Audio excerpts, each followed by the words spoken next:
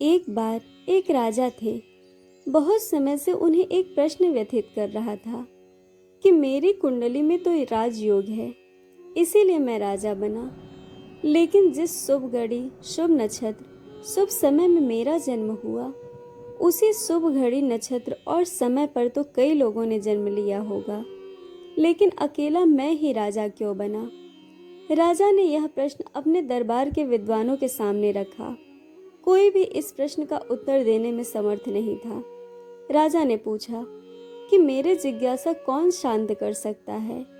एक विद्वान ने सुझाव दिया कि दूर घने जंगल में एक महात्मा रहते हैं, शायद वह आपके प्रश्नों का उत्तर दे सकते हैं।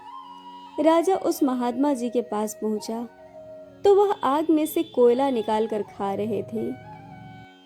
राजा ने महात्मा से अपना प्रश्न पूछा तो वह क्रोधित होकर बोले कि मैं इस प्रश्न का उत्तर नहीं दूंगा। इसका उत्तर उस ऊंची पहाड़ी पर एक महात्मा रहते हैं, वह दे सकते हैं। दुर्गम रास्ते से होता हुआ राजा उस महात्मा तक पहुंचा तो वह महात्मा अपना मांस नोच कर खा रहे थे।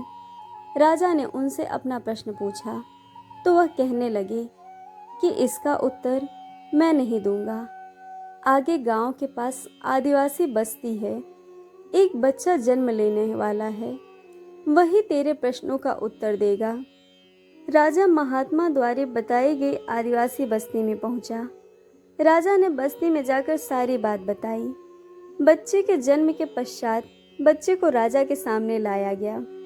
राजा ने उसके सामने अपने प्रश्न दोहराया कि जिस शुभ घड़ी, शुभ नक्षत्र में मुझे राजयोग मिला, वैसा किसी और को क्यों नहीं मिल पाया? वह बच्चा कहने लगा, राजन, पूर्व जन्म में हम 4 भाई थे। पहला जो आग खा रहा था, दूसरा जो अपना मांस नोच रहा था, तीसरा मैं और चौथे तुम थे राजन। हम शिकार खेलने के लिए वन में गए। वन में हम रास्ता भटक गए। 3 दिन तक हम भूखे प्यासे वन में भटकते रहे। वहाँ खाने तक को कुछ नहीं था। एक दिन कहीं से हमें आटे की एक पोटली मिली। हमने आग जलाकर रोटी बनाई। जैसे ही हम रोटी खाने लगे, वहाँ भूख से तड़पते हुए एक महात्मा आए। उन्हें देखकर ही लग रहा था कि उन्होंने कई दिनों से कुछ नहीं खाया है। जिस महात्मा को तुमने आग से निकालकर कोयला खाते हुए देखा, जब महात्मा ने उससे रोटी मांगी तो उसने कहा कि अगर मैं तुम्हें रोटी दे दूंगा तो क्या मैं स्वयं क्या आग खाऊंगा? उसने महात्मा को भला बुरा बोलना शुरू कर दिया। जो महात्मा मांस नोच रहे थे, उससे महात्मा ने रोटी मांगी। वह कहने लगा कि अगर मैं तुम्हें रोटी दे दूंगा तो क्या मैं स्वयं अपना मांस नोच कर खाऊंगा? और उसे अपशब्द बोलकर भगा दिया। जब उसने मुझसे रोटी मांगी तो मैंने कहा कि अगर मैं तुझे रोटी दे दूंगा तो मैं भूख से मर जाऊंगा। मैंने भी उस महात्मा को डांट कर अपने से दूर रहने को कह दिया।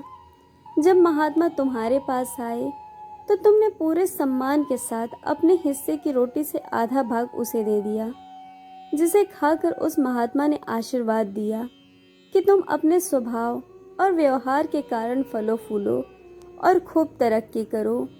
महात्मा के आशीर्वाद और तुम्हारे द्वारा किए गए शुभ कर्म के कारण तुम्हें राजयोग प्राप्त हुआ और हम सब अपने कर्मों का फल भोग रहे हैं।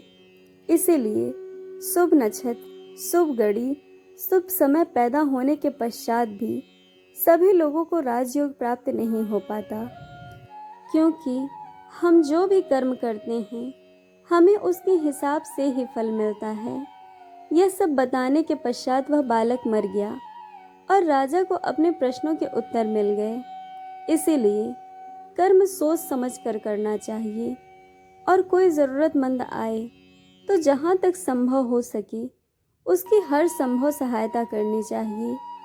अगर वो भी ना कर सके तो किसी को अपशब्द मत कहें। दोस्तों, आपको कहानी कैसी लगी यह हमें कमेंट करके ज़रूर बताइएगा और चैनल को सब्सक्राइब, वीडियो को लाइक शेयर करना बिल्कुल मत भूलिएगा।